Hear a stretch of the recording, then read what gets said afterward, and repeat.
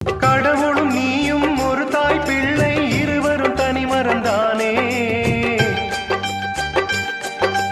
அவனுக்கும் உனக்கும் அன்னை இல்லை, அதனால் ஓரினம் தானே.